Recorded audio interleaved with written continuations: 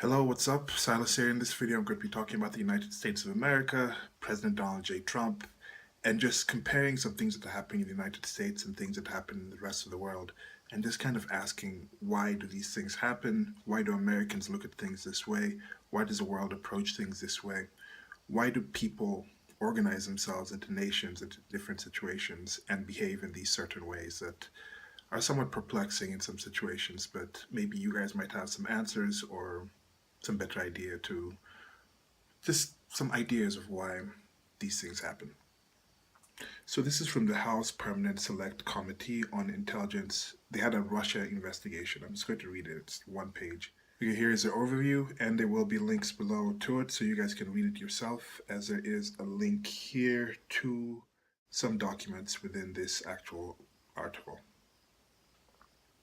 And this is another cool thing about the United States that I'd say they're very open with their documents. In some cases, I know they have some situations where they release things and they're very redacted, but you get to see a lot of the process. And that's another thing I wonder about the United States of America, with as many people actually able and willing and capable to understand, at least have access to the information about how their government runs. It's rather interesting to see how few actually do that, how many actually decide, I'm just not going to participate. Whereas people in other countries, you wonder, well, why is this country so crap? Well, they actually do a lot into reducing the participation of the people in their political process, or people themselves don't really have the ability to equip themselves with the knowledge of what politics are. Yet in the United States of America, it seems to be a willing retardation of their ability to be an independent political entity in and of themselves. Okay, so into the article, into the brief. Overview. Following more than a year-long bipartisan investigation into Russia's active measures targeting the 2016 U.S. election, the House Intelligence Committee has completed a draft report of 150-plus pages with 600-plus citations. The draft report addresses in detail each of the questions within the agreed parameters of the investigation, as announced in March 2017. It analyzes Russian active measures directed against the 2016 US election and against our European allies. Next, the US government's response to that attack. Next, links between Russians and the Trump and Clinton campaigns. And next, purported leaks of classified information. Initial findings. The draft report contains 40-plus initial findings that describe, first, a pattern of Russian attacks on America's European allies. Next, Russian cyber attacks on US political institutions in 2015 to 2016 and their use of social media to sow discord. Next, a lackluster pre-election response to Russian active measures. Next, concurrence with intelligence community's assessment judgments, except with respect to Putin's supposed preference for candidate Trump. And Putin here, for those who don't know, is the the de facto dictator, president of Russia. I shouldn't be laughing that much, but him and Medvedev keep switching places between prime minister and president. But Putin has been understood to be the leader of Russia, the main political force of Russia for, I think, for decades now. Okay, back into this. Sorry for the digression. We have found no evidence of collusion, coordination, or conspiracy between the Trump campaign and the Russians. Next, how anti-Trump research made its way from Russian sources to the Clinton campaign. And next, problematic contacts between senior intelligence community officials and the media. Next is proposed recommendations. The draft report includes 25-plus proposed recommendations for Congress and the executive branch to improve. These points are: first, election security, including protecting vote tallies. Next, support to European allies. Next, the US government response to cyber attacks. Next, campaign finance transparency. And next, counterintelligence practices related to political campaigns and unauthorized disclosures. Conclusion. The draft report will be provided to the committee minority on March 13th to review and comment. After adoption, it will be submitted for declassification for a declassification review, and a declassified version will be made public. The report's completion will signify the closure of one chapter in the committee's robust oversight of the threat posed by Moscow. We began well before the investigation and will continue thereafter. Additional follow-on efforts arising from the investigation include oversight of the unmasking of American names in intelligence reports, FISA abuse, and other matters. Now here, when they're talking about began well before the investigation, I think they're talking about the ongoing special prosecutor, which is Robert Mueller, who has been investigating the ties between the involvement of Russia in the election, directly involving the Trump campaign. Now, as you see, the link in this article, when that was written, that we began before the investigation, well before the investigation, leads to this interview that Chairman Nunes, who was the chairman of this investigatory board, was having an interview with on CNN. This is back, they said CNN Democratic presidential debate in 2 days. So this is well before anything began. So they've been actually looking into this for a while. And people who have been aware of what's been going on in the investigation, you're seeing there's some it's a wide spanning thing. People are starting to figure out that certain things were happening under the Obama administration that are coming to light now. And there's a lot of questions of, will the buck stop at Obama? If you are in charge of something, where is the responsibility? I've mentioned this in certain videos. There was one video talking about trickle-down responsibility, I think, where I was talking about how when it's on your team, when it's somebody on your team, on your side, you say like, oh, no, this is not responsible. It's the person on top is not responsible. It wasn't Obama, for example. You'd say like, no, this was all the people below him. You know, these other people below him did these things. He didn't really understand what was happening. It's not really his responsibility. But then when it gets to a situation where you have something positive happen, even if it's the people below him doing it, you'll say, yes, that was Obama's leadership. Obama's the one who led this up. He's the one who set the tone, set the responsibility level. He set the example, and then these people just followed his lead. They were just doing what Obama kind of set them out to do. He picked them. He has the responsibility to end, so we're going to give him all the thanks, all the kudos for this great thing that's happened. So you see kind of this thing happening. And now that's, I think, to me, is something that I noticed a lot earlier in this election, was that if these things come out, if it's found out that President Obama knew about these, that comes to the situation where it's very questionable that much is going to be done. It's probably going to be a situation where a lot of pardons are going to be given out, because what do? Do you go and actually try and jail a president that has been in there before? Now, this has happened in more developing nations, in nations of lower stature, where it turns out that, oh, okay, that previous guy or gal, it's mostly guys, it's mostly males getting these positions of power. You have that kind of situation where they're in a position of power, they're found to have done some wrongdoing, they get jailed later, or you have some situations where they get exiled and pardoned and things like that, just to kind of get everything peacefully done. I don't know if that can happen in the United States of America. What do you guys think? Okay, now on to the next part. What is going to happen from this? I don't think much is going to happen. I've mentioned before how I think there's about 11% of people on the political left who just hate Donald J. Trump, will hate every single thing he does, no matter what, I think. Will just hate him. Then there's 11% on the right who are going to support him, even if it's just in spite of the people on the left, but he's more towards the right in that situation. And then you have I think 22% on each side that are mostly on that side. They're mostly going to stick in supporting Trump. They're mostly going to be away. Then you have that 11% on both insides who are swayed either way. Now, those 11% who are swayed either way, and then you have, of course, the undecided 11% in the middle completely, and add that 1% there. But those middle 33%, the undecideds and the 11% on each side, who are willing to switch and sway on different situations, they're normally more based on certain principles that if somebody brings them certain evidence, they're willing to change. I think those are the groups that will be most affected with what's happening with this investigation release, with this information release. As for the 33% on the left, they're going to be in the hole Yes, but it needs context thing. Just like this PolitiFact thing is going to be a link below to this. PolitiFact is this fact check, supposedly fact checking place, at least ostensibly. They say they check different facts, but I personally found them to have some bias towards the left, not some bias, a decent amount of bias towards the left.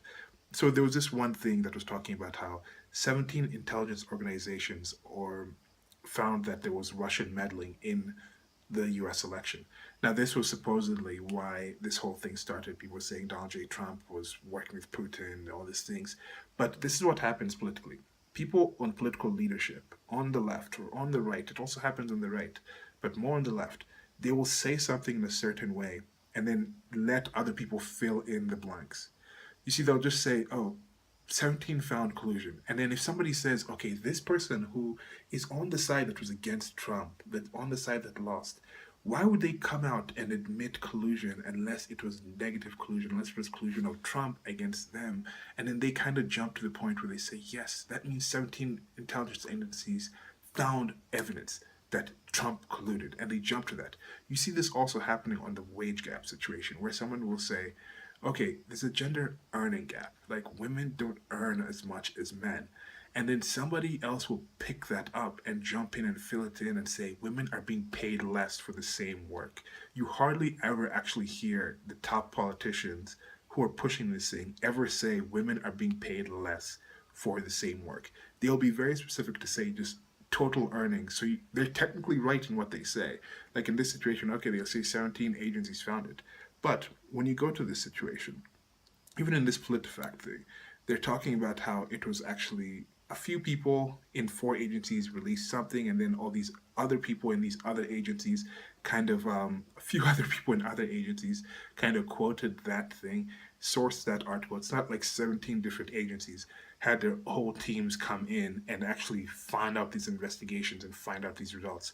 For example, now that the House Intelligence Committee has released this, now if 17 news agencies released their releases talking about this House intelligence investigation, would it be right to say 17 intelligence agencies have found there's no collusion between Donald J. Trump and Russia?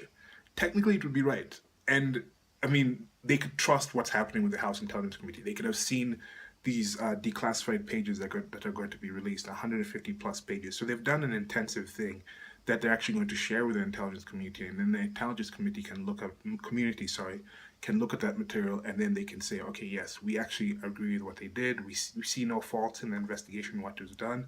Again, Mueller can also have access to this with his special investigation. He can have access to that and see what's happening. And again, this is another point that I'm making. The openness of this political process in the United States of America is something that I think a lot of Americans need to embrace a lot more. And I just ask you guys, if you aren't involved with politics, if you're like the person who's like, I don't want to be interested in this, or I only listen to other people give their opinions on politics, instead of you personally going out and reading the source material that those supposed news people, those supposed opinion makers, those political analysts, those people are out there giving you that material, why don't you actually go out and read the source material yourself? Very concerned. I mean, very curious as to why you don't do that. And to me, I'm actually not really that curious.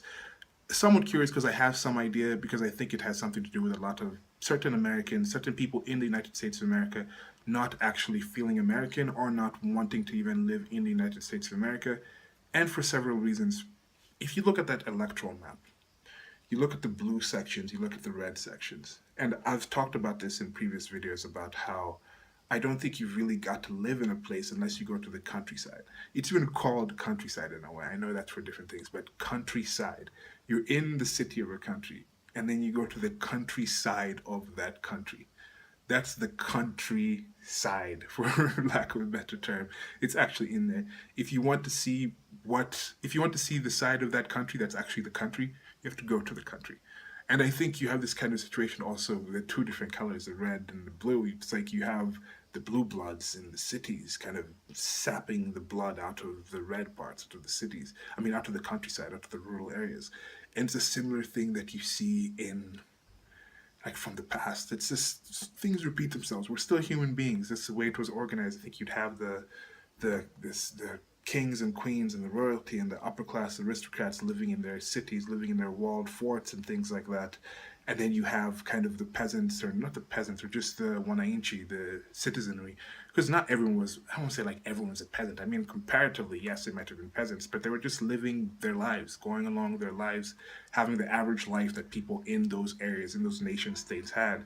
But you had some situations where most of the rules and the laws and the ideas of how everyone in that area lived were coming from that one small location where the blue bloods were. And then you have that kind of situation where they're dictating a lot. Odd noises out there. It could be like a mongoose, it could be something else. I don't know. I'm going to pause till that stops. Okay, so just finish up with this PolitiFact thing. It was talking about how the Office of the Director of National Intelligence speaks on behalf of this group of 17 separate agencies. So if the same people that were gleefully taking the chance to say that if this one person speaks for this entire group of people, we're going to say 17 people were talked about this. And I've talked about this also in that you've offended X number of people, where somebody's like, oh, you can't make this judgment just because this thing happened to this one person who's in this group. You can't say that about the entire group. That's offending everybody in the group. That is insulting, because you're actually saying that if you're offended, that means everybody in that similar group is offended. Or if you know one person in that group that would be offended by what you said, then you're saying that person is exactly like everybody in that group. Everyone in that group gets offended for the same things. But no, that whole thing of taking something that happens to one and then putting it on everyone, not a cool thing. So that committee speaks for 17 agencies. So you say, yes, 17 agencies came to this. People would willingly jump to that. Oh, they didn't say it's not true. They didn't come out and categorically deny it. So we can say 17 agencies. Right now, the House of Representatives, it's 435 people. So that's also a lot of Democrats. Now, if I come out and say, like, look, the House Intelligence Committee found out this thing. So now that means 435 members of the House of Representatives have found out that there was no collusion between Donald J. Trump and the Russian elections. Would those same people jump to that conclusion? I'm not expecting it to happen. If it does, I would be shocked. But I don't think it's going to happen. So, moving on to the last part. This is something that I wanted to talk about, and it might actually need a separate video. So I'll just mention it here. This whole idea of why don't people actually get into U.S. politics, actual Americans.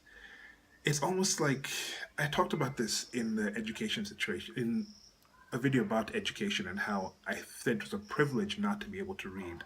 How you have a situation where you have people in the United States of America with access to information, access to education, ability to educate themselves, ability to better themselves, yet it's a privilege that they don't even have to. They just willingly, you have people who are just willingly ignorant of what's happening in their country and the rest of the world, whereas you have other people in other countries who are completely limited from finding out that information. You have sources that are completely preventing people in other countries from finding that information. And I might be being too rough on people in the United States of America, since it's been shown that some of these so-called news channels are actually seem to be colluding with somebody, probably the deep state, these type of nefarious people out there, to miseducate as many people in the government.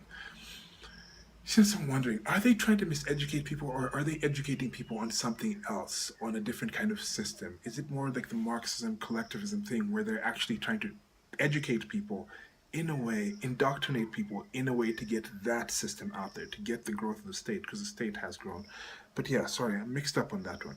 So back to this whole situation. You have places where people are dying, literally dying to get information, to get accurate information on what's happening to their government, getting it out. And again, as I keep reminding myself, some of these things I could just not be seeing it in the United States of America, because it could just be more, not convoluted, it could be more hidden and have some more of an edifice, more of it would be more complicated to see in the United States of America, but these are things that you see clearer when you look at other countries. Okay, so finishing up, I thought I was going to beat the morning rush back there, but it caught up to me. People started coming, dropping their kids off at school. People were driving by. Dogs were barking after, I think, a mongoose and some cat were fighting. There's mongoose and things walking around. But yeah, I digress. So back to this. As I was saying, with the United States of America, I may be being a bit too hard on people, because it gets to a situation where, for example, with diets, like, how do you actually get to the point where you know something is actual knowledge? Nutrition is a simple thing. We need food to live. But what kind of food? We just know that our body has certain things where we lived in, most of us evolved, we all evolved in a very carb low environments in general.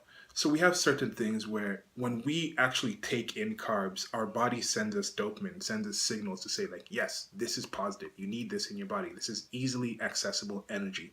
So we still have that, and now we're in a very carb-rich environment, and we take in that, and then so we have a situation to take in too many of those carbs to respond to those effects too much. So you have the biological aspect, you have that nature part, and you also have the nurture part where it's like, okay, the society around you kind of tells you what to do. And then now with diets, like you have the food pyramid, which was released by the USDA, that's spread around the whole world. They're saying like this is the foods you're supposed to eat. They have carb heavy foods, starchy foods as the major food group you're supposed to take in. And then it turns out that's not really right. Yet, is it common sense that that should be the situation where this is the amount of food that we had the least in our evolutionary environment? It was a common sense thing in general. People knew if you found carbs, take in as many carbs as you could because we know we're not going to find carbs later. So now it comes on to the world that we have today. There's carbs everywhere, and that knowledge of take carbs is still being pushed. Yet in this environment with this excessive carbs, it's actually a negative thing to follow that thing and just take in those things, take in those immediate directions. So when it comes to saying what is common sense, I also just finally made sense after the name of this interview series that I often like, where Thomas Sowell, Sir Roger Scruton, and other people. I've actually talked about these people in several videos. I think it was with the Hoover Institution. Uncommon Knowledge with Peter Robinson. Could be getting his name wrong. There'll be links below to this interview series. Amazing interview series. But I was watching a video of Thomas Sowell talking about how the state will always use crises.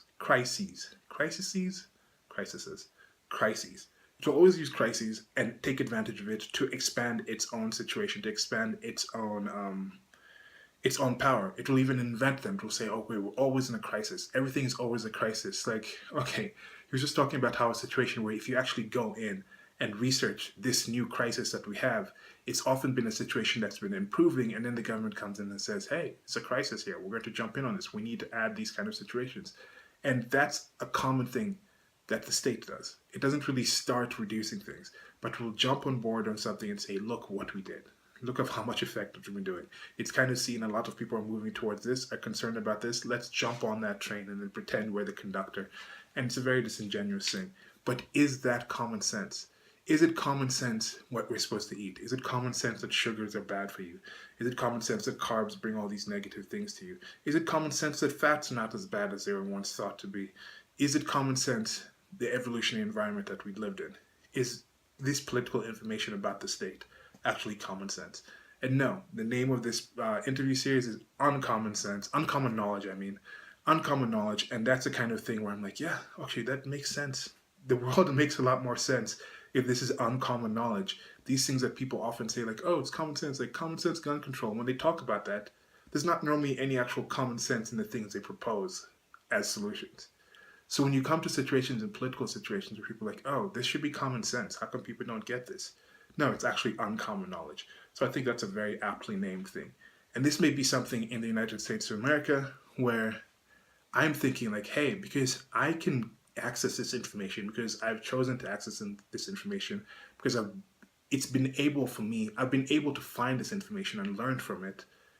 I am wrong in assuming that it's common sense. I'm wrong in assuming that it's common sense for people to say, we have access to this information, we're in this country, we can actually go out and affect ourselves. We have this access to be independent political actors, yet we don't choose to do it. So I'm trying to wonder, why do you get to that situation where you don't go there? Is it just because of the influence of the state itself, them sending so many different distractions?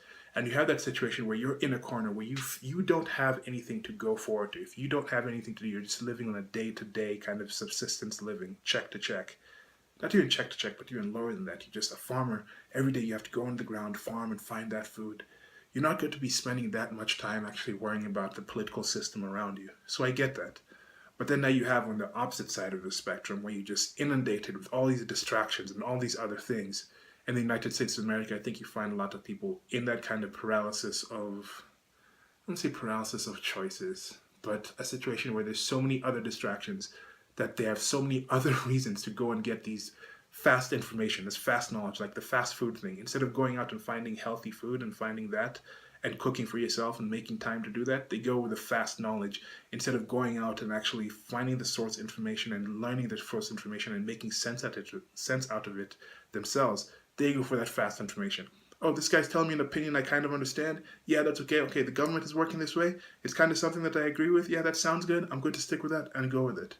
And on top of that, another reason I think I might be being a bit, not disingenuous, but a bit hard on the United States of America and Americans is the country does, it is still the best country in the world at the time being. Now, the people in that country, they see some of the success. A lot of the people see like, hey, I think you could in general know, even if you haven't traveled or outside, you know there's all the success. It's a land of dreams. And they say, even the American reality itself has all these positive things. You're living in a quality of life, even if you're lower class, poor in the United States of America. Most poor people in the United States of America are living a quality of life higher than 99.9% of the people in human history have lived. So you get to a situation where you're like that, but you also know that if an accident happens, you don't have, most American families wouldn't get $1,000 around to solve that accident. The car breaks down, a tree falls on the car. Can they replace the car? Somebody breaks a bone. Can they get that, the savings immediately into that? And a lot of people are strapped for cash in that sense. So they can have that mental situation where they think, okay, I'm living in this country of abundance, but I don't have access to resources. It's different than living in a place where you know, like, there's not much in this country. I'm on a deserted island or something. I understand why I don't have a security blanket. But if you're in a situation where you're like, I'm in a country where I'm supposed to have a security blanket, but it's missing, I think it's a lot more stressful in that situation. Like, it's common knowledge in the United States of America that people should have more than they have, I think, than they know they have. Yet it's not common knowledge in a country like here in Kenya that people should have all these security blankets that people in the United States of America take for granted. And I think you can see this with the mental stresses, with the mental illnesses, with the lifestyle type of illnesses, stress and things like that that occur in the United States of America, in developed countries, versus in developing countries where people are still on more of a subsistence life, or still, I don't want to say closer to the ground, but closer to the earth, but they don't have as many lifestyle type stresses, heart attacks, depression, these kind of things. Okay, lastly, I'm just going to mention this quickly. This is something that I see a lot where, okay, in the United States of America, something might be more, I don't say convoluted, but it might have more of an edifice, more of a structure, more to look behind. They may be more artifice to the certain things, but it's still human beings creating a culture, working on the same biology, and they're going to kind of create similar structures, but just in a little different ways. So similar humans, similar beings, different structures, but the same kind of biology kind of driving these things. Different levels in time. So like if you look at certain societies 100 years ago and you see something in Kenya, it makes more sense like that. So you're seeing things in developing countries and other countries in a more raw form. You look at something like what's happening in North Korea, and first of all, shame on all the people who hate Donald J. Trump and are hoping negative things. Oh, this is not going to work. If he actually gets the denuclearization of North Korea, that would be, I think, a massive step towards just helping the world. And I think that would be definitely Nobel Peace Prize coming his way. And they just, short aside, the person who was in charge of the Nobel Peace Prize Committee, the Nobel Laureate Committee, I think he was the president at the time, who actually awarded President Obama that Nobel Peace Prize. He said he regrets doing it. He's since stepped down. I think he stepped down like a year after doing it. But anyway, that's a separate thing. But yes, if that happens, the people who are doubting him, you're just very hateful people, I think, in that situation. Please, I mean, if that happens, it's an excellent thing. But anyway, North Korea, what's happening there?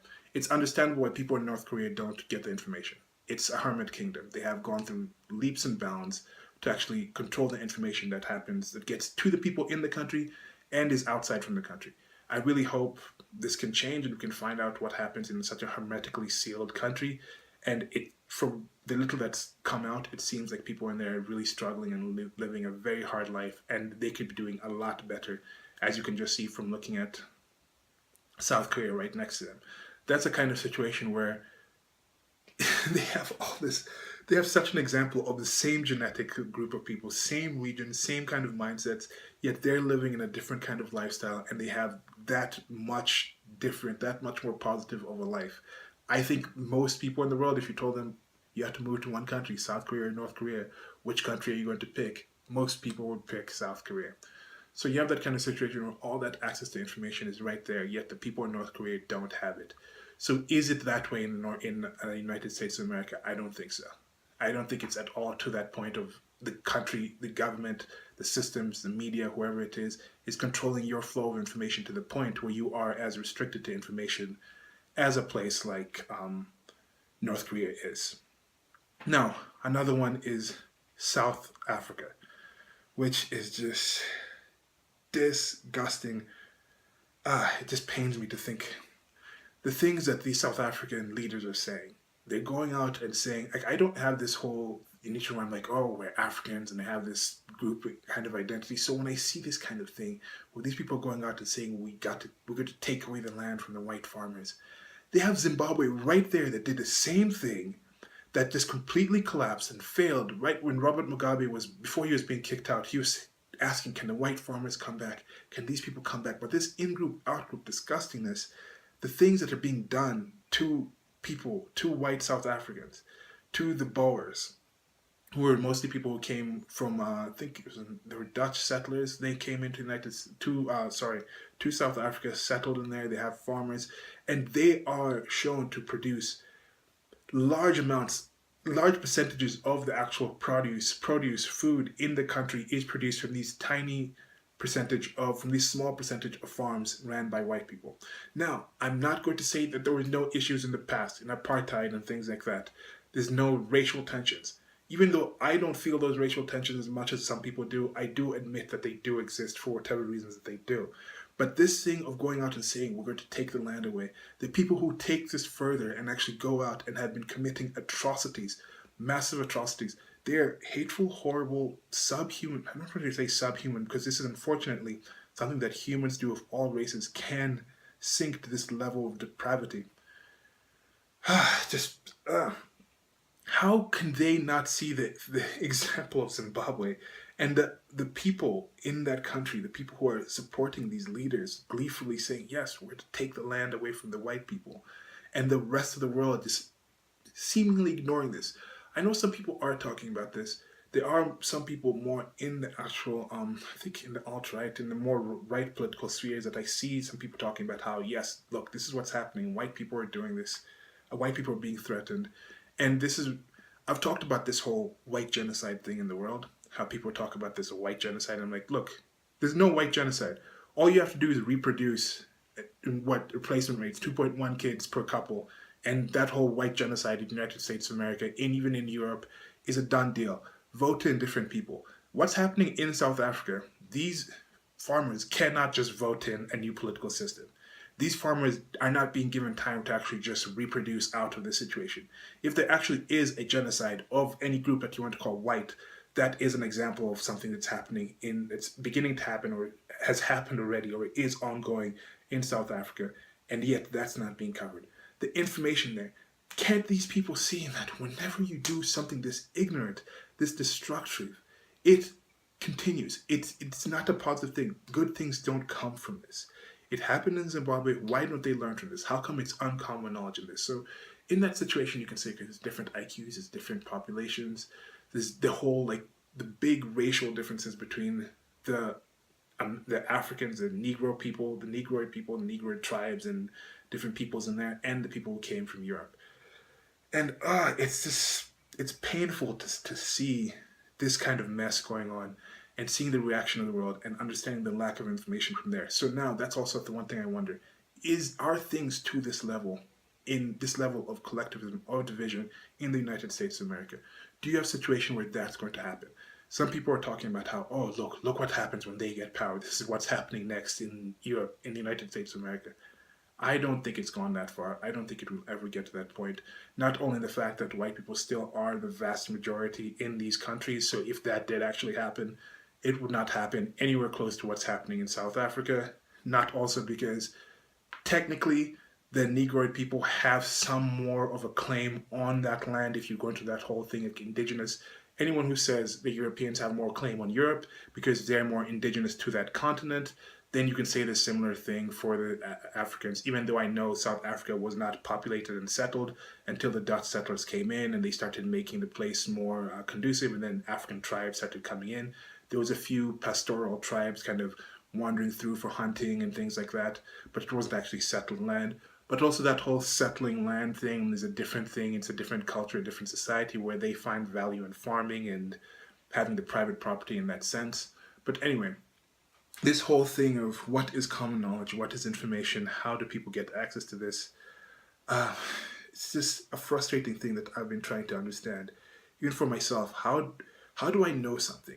Can you know something and not act on it? This whole thing, I think one example I've given is if you're standing in a road and you know what a vehicle is, you know what speed is, you know what your physical body is, and then somebody says, hey, there's a car rushing at you, and you see the car. Can you look at that person and say, I know the car is coming, and stand in the road and still want to live? I think there's no situation for you to actually know that this is a car, to know what life is, to know what pain is, to know what avoidance of pain is, to know what living a healthy, conducive life is, and then standing in that road to have that car to hit you. So you have this kind of situation where when people say they know something, I think in some cases they don't know something unless they actually act on it. Can I know something is poisonous and still take it? Can I know something is harmful and still do it? Can I know that President Donald J. Trump is actually a valid leader of the country and still just go out there? Or can I know that he's not the valid leader of the country and not go out there and be constantly campaigning and doing everything I can to find the information, to find a way to get this man out of it? So these people who just come out and say, yeah, I know he's not the right president. I know he colluded. And then they just let people tell them that information instead of them going out and finding that information for themselves. Instead of them going out and finding out if the state truly is the best way for them to find solutions. These plots and plans and ideas, are those truly the best ways for them to do things? Now, unless they go out and find that information, can they ever actually know that information? I don't know. That doesn't really make that much sense. This was a rather jumbled video. I just wanted to speak about on that whole thing with the whole Russia situation. As I said, we began with the whole, not as I said, but as I began with talking about that release. What do you think is going to happen from it? I don't think much is going to change from it. I think people are still going to stay on their sides. They're going to wait for the Mueller thing to come out. And the Mueller situation already changed from collusion to this interference. The narratives have changed, but when you have a situation with them, like the Mueller investigation, it expands, and they can get people on different things. They're getting people from before the election, people uninvolved. And another thing is, if it heads out to Obama, I think you're going to get the stopgap there where people are going to find ways to have fall men and fall women, and then they're going to attack those people. Those people may be arrested. Those people may face some actual legal ramifications for their actions. But I don't see Hillary Clinton being put in jail. Lock her up, lock her up. I don't see that happening. I don't see Obama being implicated. But also, this is under Donald J. Trump. There's some unprecedented thing. I have said he is the unprecedented president. And some of these things, he is the precedent when it comes to United States of America president, or just world leaders in general. I think he's doing something that a lot of people haven't seen before. Like this meeting with Kim Jong-un is a precedent. It hasn't happened before with the United States president. I remember asking in a previous video, like, has that happened before? But no, it hasn't happened before. So maybe that could actually happen. You could actually see a former president receiving actual charges, criminal charges for their activities. But yeah, anyway, so I don't know what's happening in the future, but I hope you enjoyed this video. Sorry for the rambled nature of it. I have talked, thank you very much for the people who've been commenting, giving suggestions about trying to be more concise with certain things and having some shorter things. And I thought this was going to be one of those shorter nugget things where I just talk about the situation, but it ended up being longer. I'm going to have certain videos where I just read information, or I'm trying to get more information to myself, more knowledge into myself that I think may be beneficial for you guys to have. And as I mentioned, the first one is going to, I don't know if I mentioned that in this video, but the first one is going to be, one of them is going to be Nations by Choice by Murray Rothbard. It's a 10-page thing, so that might be a little longer. Might actually have a separate channel for that, or just upload in BitChute or something. No, I'll probably upload it multiple. I'll have a separate playlist for that, so you don't really have to go through that. Where I'll just read those things, and they'll be longer form. And I'll try to just have more updates on just regular information, small little nuggets and chunks of things. But yeah, like, share, and subscribe. Links below to the merchandise store. Hope you enjoyed this video. Let me know what you guys think about this United States of America House Intelligence Committee findings. Did it change your mind? Do you think it's going to change other people's minds? What do you think the fallout's going to be? Yeah, so another interesting dichotomy is this is coming out in the United States of America now, and then not dichotomy, but duality, whatever. And then in Kenya, you're just having a situation where the two principals that were having political strife shook hands, and then things are still happening. But just like in Kenya, how the rest of the parties, the rest of the people involved are still in the fight saying, yeah, we're still going to resist. I think that's the same thing that's going to happen in the United States of America for much longer. Even if the people on the top lay down their arms, I think this will continue with the people below. Okay.